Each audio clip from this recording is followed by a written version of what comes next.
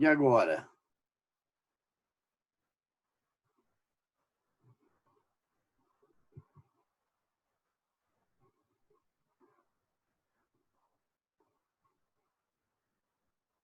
Agora deu certo? Tá me ouvindo? Não tá dando certo? Deu. Ah, Certo agora. você tá bom? Agora eu tô escutando. Tô bem, e o senhor? E aí, fizeram as provas da semana passada? Sim, fizemos. Acredito que todo mundo se saiu bem. É, fizeram na Uhum, plataforma. foi. Tá. É, e saiu um calendário também, né? Não sei para quando que ficou a segunda VA, você lembra? Não vi. Foi no AVA que postaram ou no Liceu? Não, eu acho que, não sei se é no Liceu, o professor Daniel mandou pra gente, não olhei ainda, é tanta coisa que eu Eu ainda não vi não, esse calendário ainda. não, né? Não. O resultado da prova sai logo, né? Sim, tem professor que já postou as notas já. Ah, tá. Bom, aí já fecha, né? Pelo menos a primeira avaliação, todo mundo ficou com ela pronta, né? Uhum. E os seus colegas? Estão bem? Estão sim. Eu tô O achando a pessoal tá com, turma. o Hã? pessoal tá com medo de usar o Zoom. Mas não tem problema. Eu tenho usado no meu computador, no meu notebook, não tem nada. Acho que Pois andaram é. falando. Hã? Pois é. Esparramando boato, né?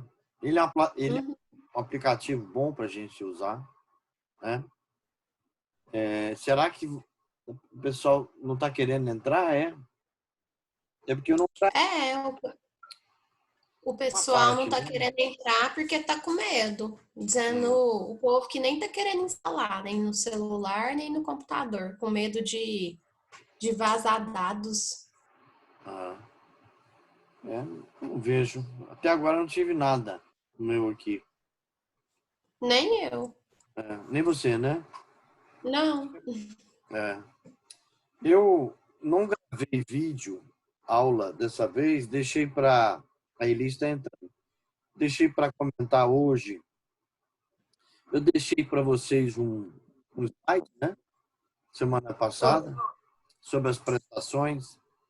E é um tema complicado, porque nós terminamos a parte de segurados, dependentes, né? E perdas, né? Relação de pensão por morte, uma série de questões que envolve aí o Instituto dos Segurados Dependentes, que foi um tempo aí bom que a gente transcorreu. Agora eu deixei o slide das prestações. Não são todas as prestações que a gente vai analisar, mas algumas, né?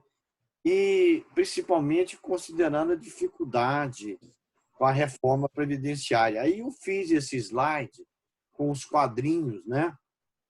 Deixei para vocês. Então, estou analisando alguns benefícios mais importantes para vocês terem uma ideia. E não é fácil, porque a reforma previdenciária mexeu com os benefícios, né? Mexeu com a base de cálculo. Então, eu acho que os quadrinhos aí vão ajudar para a gente ter uma compreensão melhor, né, das mudanças que ocorreram. E eu vou falando do que estava antes e o que a reforma trouxe de novidade, né? Porque tem benefício que nem existe mais, não tem mais, né? O primeiro, quer dizer, esse tema está no item 2.5, lá do plano, daquele plano de aula presencial que eu projeto né, nos slides, a 2.5, módulo 2, dos benefícios e serviços, né? Benefícios e serviços.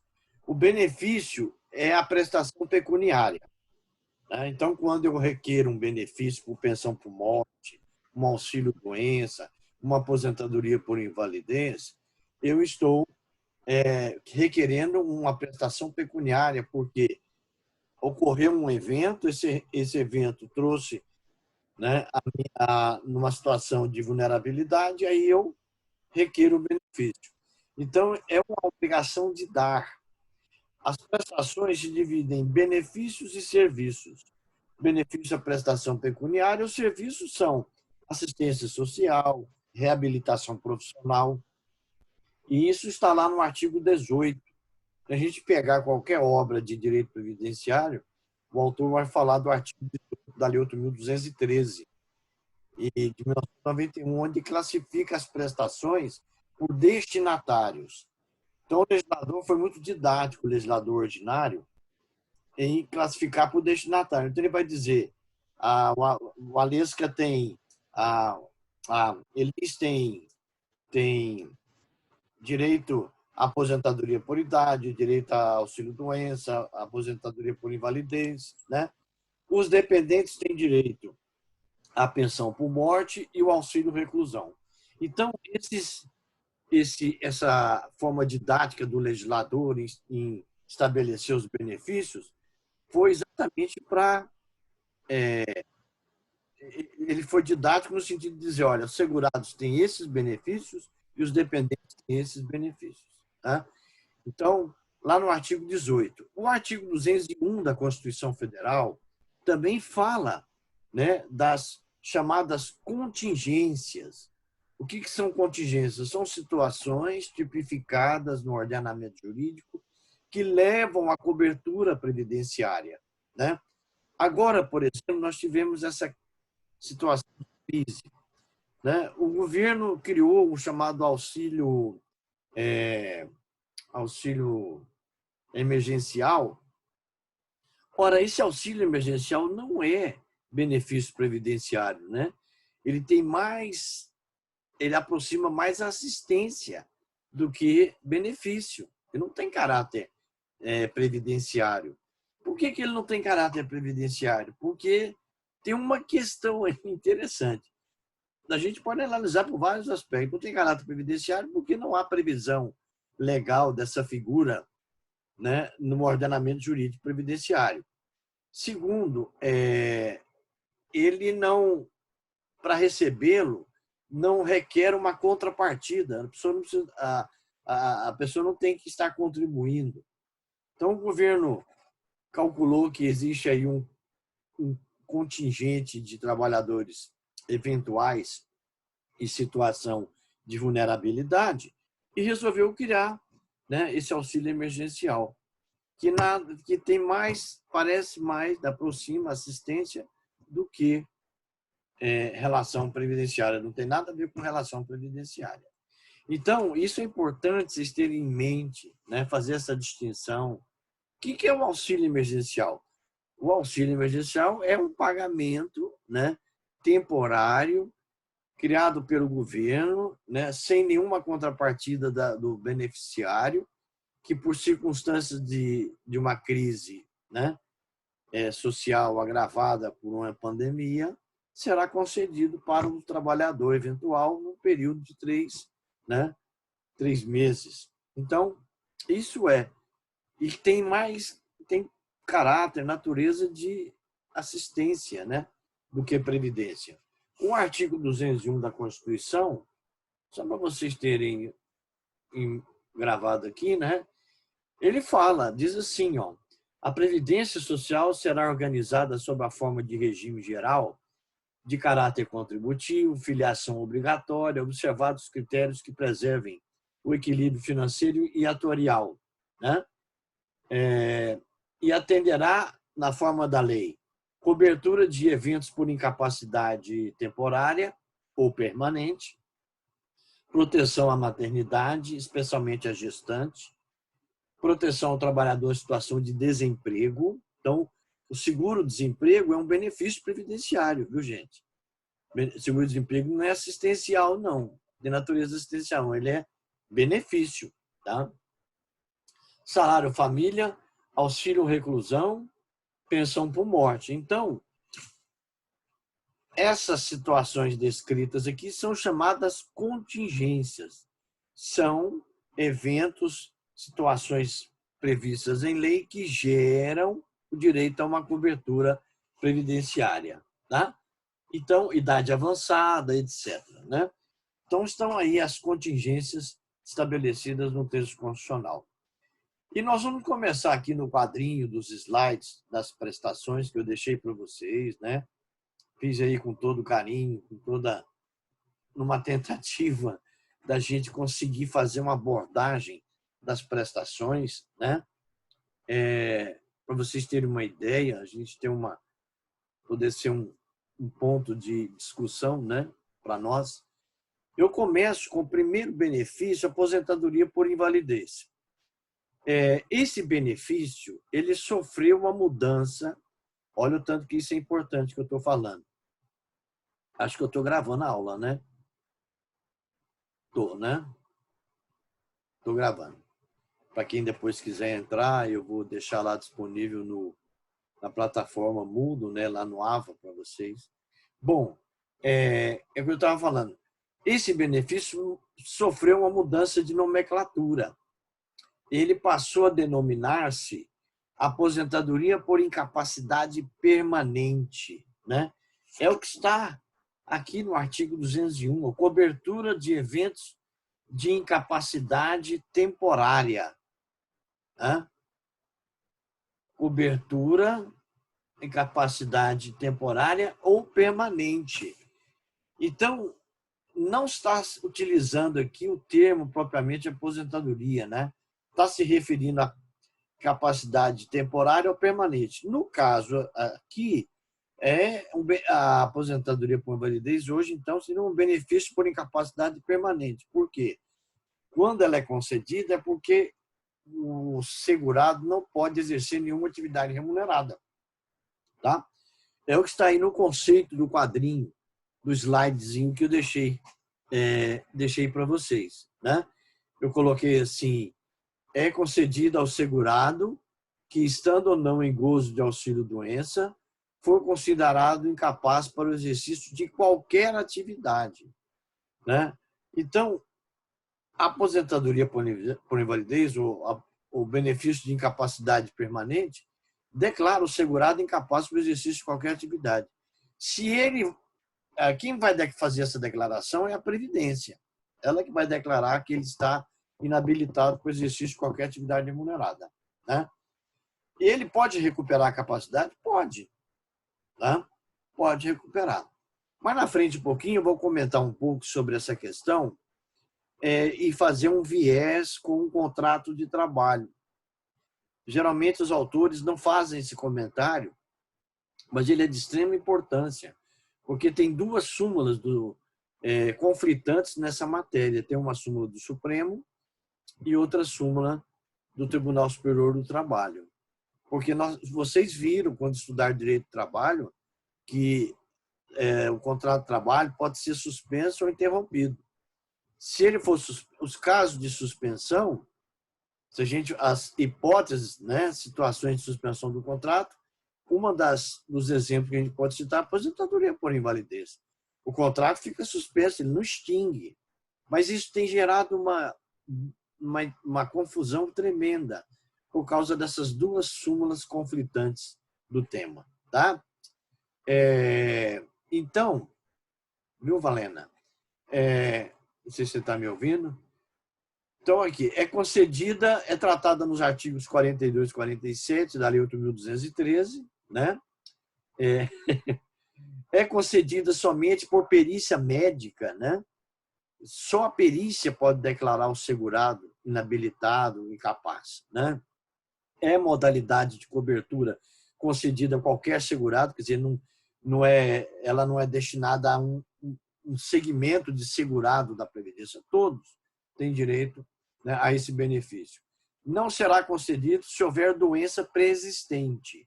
O que quer dizer isso? Se a pessoa, né, ingressa na Previdência, exerce uma atividade remunerada e já tem uma enfermidade, e ela vem a pedir um benefício por conta dessa enfermidade, se ela for pré-existente, ele não vai ser concedido. Né? Não vai ser concedido, tem esse detalhe. Tá? Agora, se essa enfermidade agravar-se, com o tempo, aí sim o benefício pode ser concedido. Eu vou dar um exemplo. Né? Um mecânico de uma empresa de transporte coletivo, mecânico de ônibus, né? Mecânica pesada de caminhão, ônibus. Ele trabalha um bom tempo para essa empresa na parte de oficina. E ele sempre teve uma lesãozinha na coluna, uma hérnia de disco muito leve. Com o passar dos anos, porque carrega muito peso, né? São peças muito pesadas, muitas vezes você tem que... isso foi agravando. Né? E se agravar a ponto dele não ter condições mais de voltar a trabalhar, ele é aposentado por invalidez.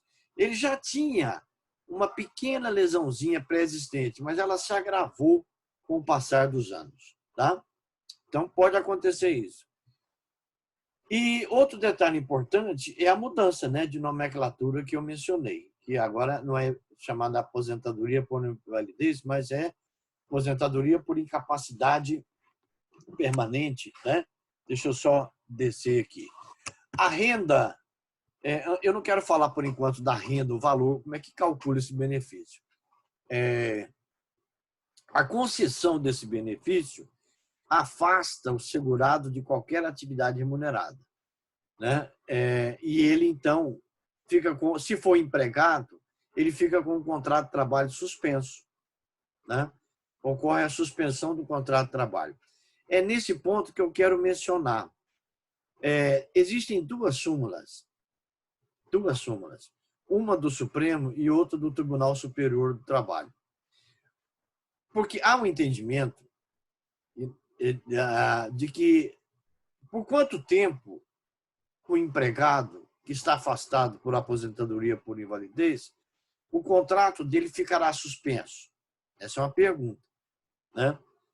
Por quanto tempo? 2 anos, 3 anos, 5 anos, até ele tornar-se definitiva, ou ele ainda, né, pode recuperar depois de 4, 5, 6 anos, ele pode ter uma avaliação médica e falar, não, você está apto a voltar a trabalhar, né? E atesta que ele está bem e ele retorna para a empresa. Aí surgem, né, aparecem as duas súmulas conflitantes. A súmula 160 do Tribunal Superior do Trabalho, TST, diz que, independentemente do tempo que o segurado, o empregado, ficar em gozo de benefício por aposentadoria por invalidez, o contrato dele estará suspenso. Né? E isso quer dizer que o empregador não pode mandar ele embora, não pode dispensá-lo, né? Enquanto ele não retorna ou não há uma conclusão, né, algo definitivo sobre a sua condição física. Então, fica suspenso o contrato. O Supremo Tribunal Federal, através da súmula 217, diz que não, que ela torna-se, a aposentadoria por invalidez torna-se definitiva após 5 anos de afastamento. De onde que tirou isso, a gente não sabe, mas deve ter sido uma interpretação da Lei 8.213, né? Exatamente dos artigos que a gente está lendo aqui, o 47. Mas eu particularmente acho que essa interpretação não está muito correta, porque a lei não fala de um prazo de 5 anos, né? A lei fala num processo de recuperação que pode ser parcial, pode ser mais lento, né? Mas não fala de que ela torna-se definitiva com 5 anos, né? E aí cria-se uma dificuldade enorme para quem trabalha para uma empresa, né? Trabalha no recursos humanos. Você, por exemplo, que vai advogar, vai dar assessoria para uma empresa, ela vai te perguntar, e aí, o que a gente faz? O empregado está aposentado com validez, tem 1 ano, o contrato dele está suspenso, eu tenho que continuar pagando alguma coisa? Não, não vai pagar nada, né? Porque o contrato está suspenso. Mas ele vai ficar com dúvida, perguntar por quanto tempo, né? Eu não posso mandar ele embora? Não pode, né? Não pode fazer a dispensa, tá? Ah, não, mas se completar 5 anos tem uma súmula aí. Precisa ter cuidado com isso, porque como é empregado, essa matéria vai desembocar no Tribunal Superior do Trabalho, né? Então, esse é um ponto muito interessante. na análise desse benefício, né, da questão da suspensão do contrato de trabalho no caso de aposentadoria por invalidez. A súmula 217 do STF e a súmula 160 do Tribunal Superior do Trabalho. Tá? Gravem bem essa matéria. Tá? Eu estou com a súmula aqui, ó, posso até ler para vocês, a do, olha só, Tribunal Superior do Trabalho, diz assim, ó, diz assim, TST, vou ler para vocês, cancelada a aposentadoria por invalidez, mesmo após 5 anos, o trabalhador terá direito de retornar ao emprego, facultado, porém, o empregador indenizá-lo na forma da lei. Então, fica suspenso mesmo transcorrido 5 anos. O Supremo já vai para um outro rumo. Ele toma uma outra direção. Ele diz aqui, súmula 217, olha só, está em vigência essa súmula, gente, ó. Tem direito de retornar ao emprego ou ser indenizado em caso de recusa do empregador o aposentado que recupera a capacidade de trabalho dentro de 5 anos a contar da aposentadoria, que se torna definitiva após esse prazo. Quer dizer, para o Supremo, depois de 5 anos, ela torna-se definitiva, mas não está na lei, gente. Tá? É muito interessante essa matéria. Isso é um tema de muita discussão, né? E eu não queria estar na pele, né, do pessoal de recursos humanos. Mas, fatalmente, nós que advogamos, né, se você for advogar na área previdenciária, trabalhar da assessoria para a empresa, esse assunto virá à tona, né? Não tenham dúvidas sobre isso. Virá e será discutido, né, de forma contundente. Tá? Isso é muito interessante e fica aí o registro. 2 súmulas conflitantes, tá? Por conta de entendimentos divergentes do TST, eu fico com a súmula 160, porque eu acho que ela é mais próxima à redação da lei. E acho que o Supremo avançou aí para um campo, né, mais, né, saiu um pouco da intenção do legislador ordinário nessa matéria. Bom, o valor da aposentadoria por invalidez, aqui eu tenho que falar, eu disse para vocês, não sei se vocês prestaram atenção, né? Eu dei tanta informação, às vezes eu estou em sala, tem alunos que aparecem, assistem, outros que, né, só aparecem dia de aula, de prova. Mas eu disse para vocês, falando sempre da reforma, quando nós analisamos os regimes, né, geral, próprio, eu disse que uma das questões mais sérias dessa reforma, que foi aprovada através da emenda 103 de 2019, eu disse que o ponto mais delicado é o cálculo do benefício. Né? Por quê? A reforma trouxe uma base de cálculo para baixo. Se eu tinha uma forma de cálculo boa, que não deixava o valor do benefício, né, muito distante, que, de certa forma, dava elementos para que o valor não ficasse baixo, o que a reforma fez? Então, se eu tinha um cálculo bom, né, ela veio, abaixou. Né, a reforma atual usa uma metodologia que faz o cálculo do benefício para baixo. Isso é ruim? Isso é péssimo, gente, porque se eu disse que o benefício é um valor pecuniário, que eles vai substituir temporariamente ou de forma vitalícia, né, a minha renda mensal, né, porque eu vou deixar de trabalhar ou eu vou, né, me aposentar por idade, vou deixar minha atividade laborativa, etc., né, eu vou receber um valor baixo, pequeno, né, ruim. E isso não é legal, né, usando a expressão. Então, hoje, o cálculo do benefício, porque a aposentadoria por invalidez tirava-se a média. Então, eu pegava meu salário de contribuição, né, a média, e dentro deles, desse total de salário de contribuição, eu tirava 20% dos mais baixos e só pegava os grandes e tirava a média. Do resultado dessa média, eu tinha 100%. Tirei a média, é 100%. Então, era um valor, uma metodologia muito boa. Agora, não. Agora, eu faço a média. Depois que eu termino de fazer a média, gente, eu aplico 60%. Então, eu estou perdendo aí 40% a princípio. Né? Lógico que com 15 anos, no caso da mulher, vai subir 2% a cada ano, e o homem, depois de 20 anos de contribuição, sobe também 2%. Mas, né, para chegar assim, eu vou ter que completar 40 anos. Tinha que estar com 40 anos de contribuição. Né? Então, ficou muito ruim. E se é um ponto dessa reforma que eu já falei muitas vezes, que eu lamento, é a questão do cálculo do benefício. Tá? Bom, então, a reforma hoje, qual é o cálculo? Vocês sabem o que é salário de contribuição, né, gente? Salário de contribuição é a base, é o valor sobre o qual eu recolho a minha contribuição, sobre o qual calcula-se o meu benefício previdenciário. Né? Se eu recebo salário, para a Previdência, ele chama salário de contribuição. Né? Se eu recebo 3 mil, é o meu salário de contribuição, porque sobre ele incide a minha contribuição previdenciária e sobre os meus salários, caso eu venha necessitar de um benefício, é que será calculado, né, com base nele, que será calculado o meu benefício previdenciário. Tá?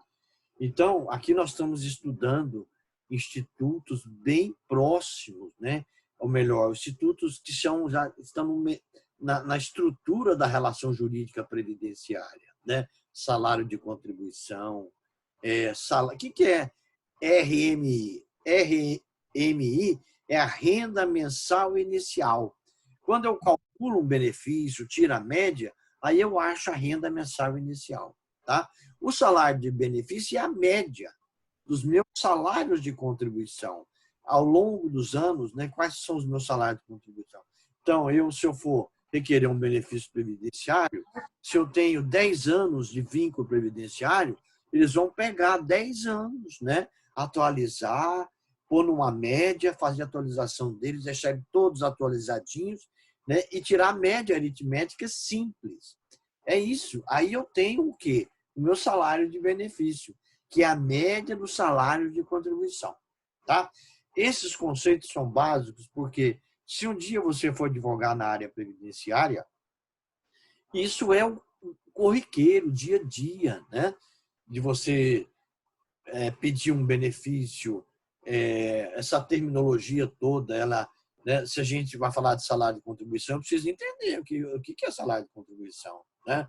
Se eu vou falar para o juiz que o método de cálculo não está correto, né, eu vou ter que saber do que eu estou falando. São institutos pesados, né, de um grau de complexidade muito grande.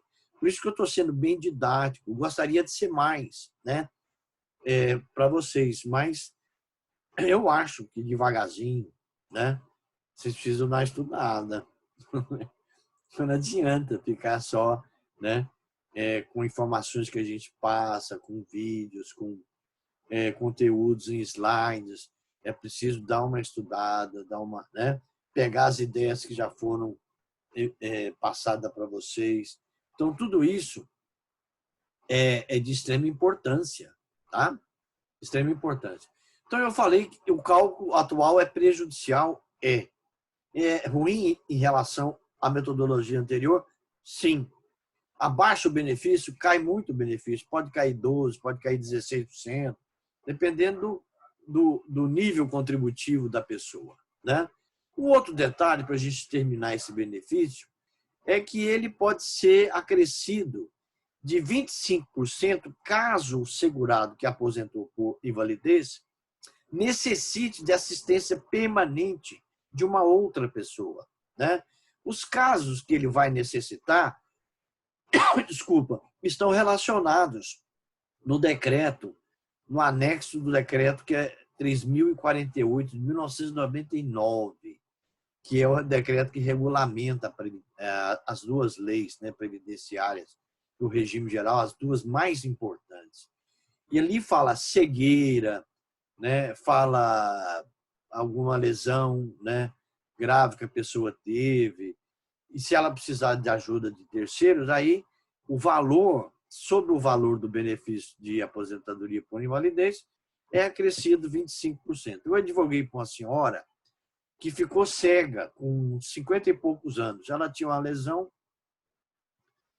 e foi perdendo a visão, perdendo, e a Previdência não queria dar para ela a aposentadoria por invalidez. Nós entramos com a ação e eu aproveitei e pedi, por conta da cegueira, do agravamento que vinha ocorrendo, né? Ela foi perdendo a visão, né, de uma forma rápida. O juiz deu benefício e mandou acrescentar 25% por conta da cegueira, né? Porque ela vai precisar de gente para ajudá-la, né? A minha mãe é cega, né? Ficou cega com 50 e poucos anos de idade, nova. Ela teve uma crise, ela teve um problema de glaucoma, né? E perdeu a visão, nunca mais, né?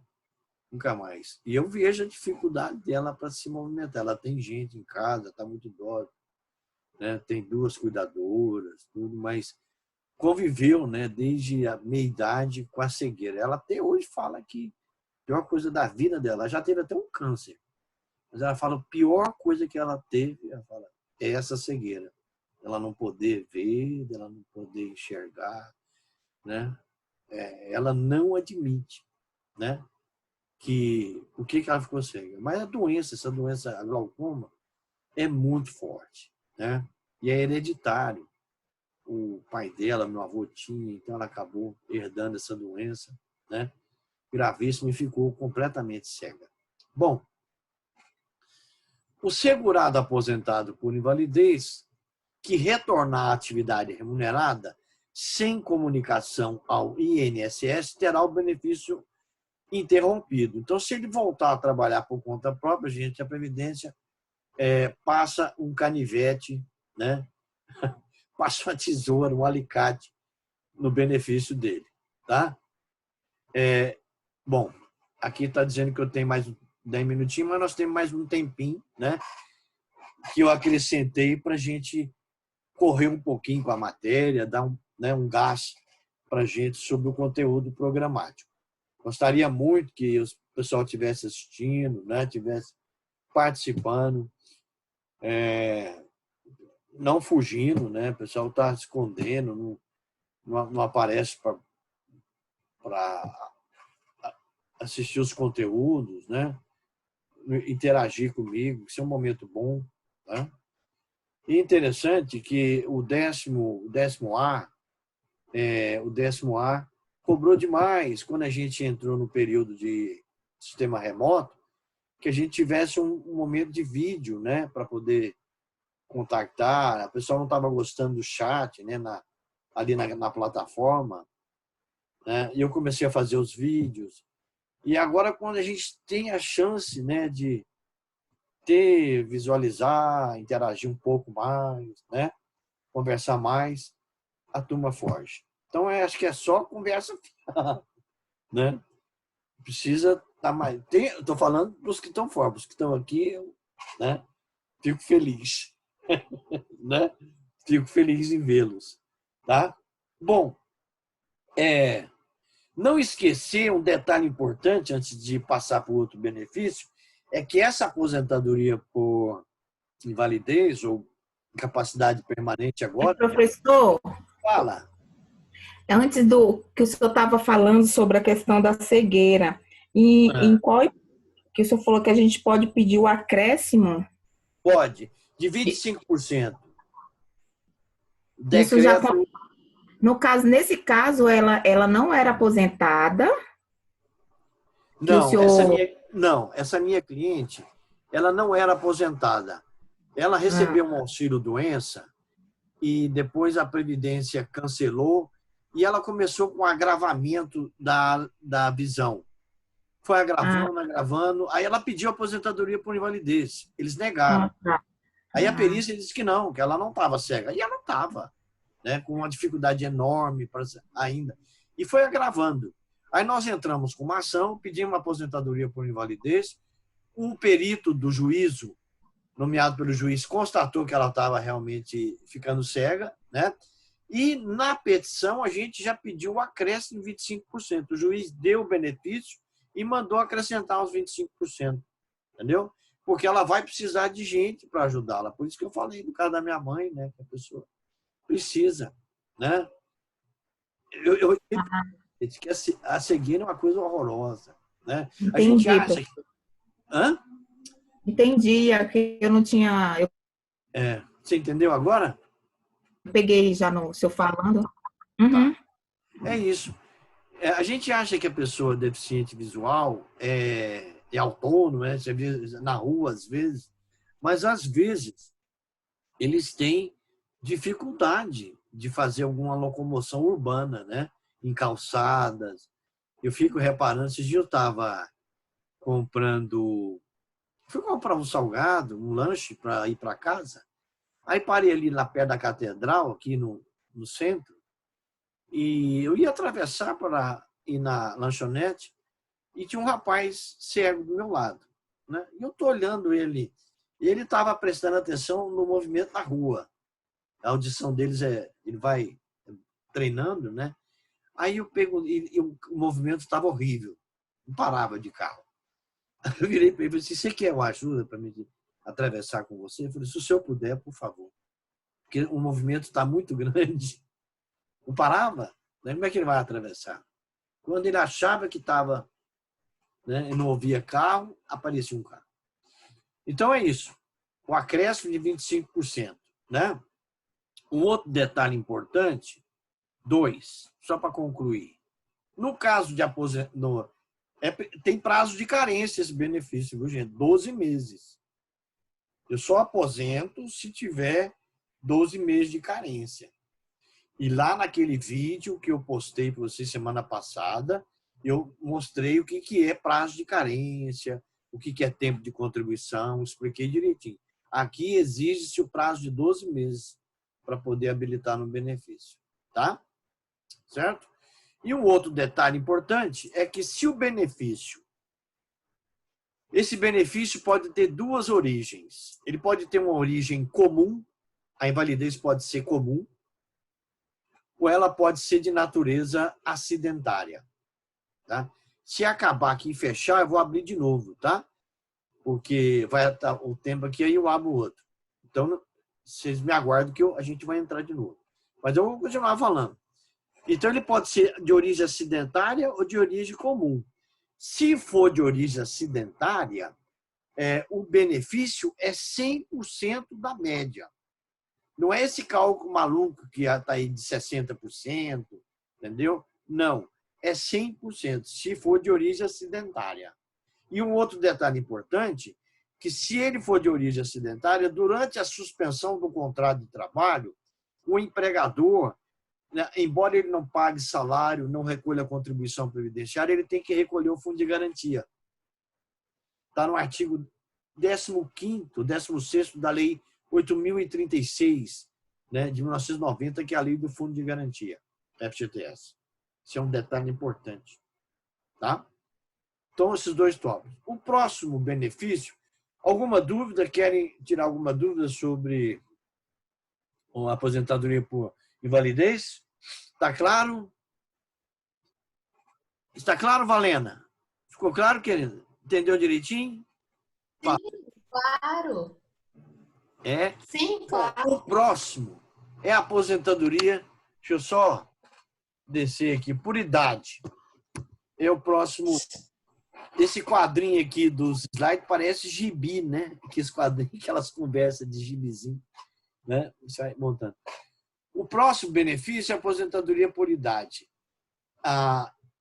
Aqui, vocês podem observar depois, nos slides, que eu estou usando o termo que este benefício é concedido ao segurado quando a idade avançada já não permite o exercício das atividades remuneradas. Era tratado, né? Era tratado nos artigos 48 a 51. Por que eu estou usando o verbo no passado? Porque esse benefício ele foi alterado na sua estrutura, né? Ele exigia carência de 15 anos, então eu aposentava com 15 anos, homem e 65 anos de idade para o homem. A mulher com 60 anos, né? E com 15 anos de contribuição de carência. E reduzia-se, ainda reduz, né, 5 anos, no caso do trabalhador rural. Os requisitos de idade e carência, né, estavam presentes nesse benefício. Aqui eu comento, os requisitos de idade e carência deveriam ser atendidos simultaneamente, tal, etc. O cálculo dele também era diferente do cálculo de hoje, né? Era um cálculo mais suave, como eu disse nos comentários anteriores que a gente fez, né? Era mais suave. O benefício, o cálculo de benefício anterior a essa reforma, eu te expliquei, era mais tranquilo, né? Então, o benefício aqui podia chegar a 100%, né? da média que eu mencionei aí no outro exemplo do benefício de aposentadoria por invalidez. Aqui tem uma notinha dizendo o seguinte: com a emenda constitucional 103 de 2019, as aposentadorias por idade, por tempo de contribuição, foram substituídas por uma única espécie, a aposentadoria programada.